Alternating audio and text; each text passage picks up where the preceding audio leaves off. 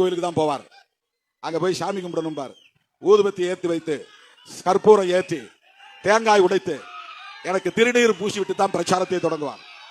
ஒரு கோவிலுக்கு இல்ல, எங்கெல்லாம் கோயில் இருக்கு அங்கெல்லாம் அழைச்சிட்டு போவார்.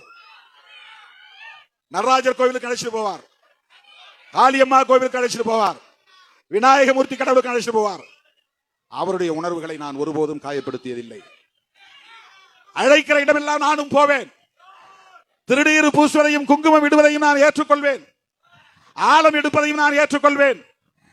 சாமி கும்பிட்டாலும் தோற்று போக வேண்டிய நேரத்தில் தோற்று போகிறோம். சாமி கும்பிட்டாலும் வெற்றி பெற வேண்டிய நேரத்தில் வெற்றி பெறுகிறோம். வெற்றி தோல்வி சாமி கும்பிடுவதில் இல்லை, மக்களை கும்பிடுவதில் இருக்கிறது. வெற்றி தோல்வி மக்களிடையே இருக்கிறது. கடவுளை வழிபடுவது நம்முடைய உணர்வு, அவ்வளவுதான்.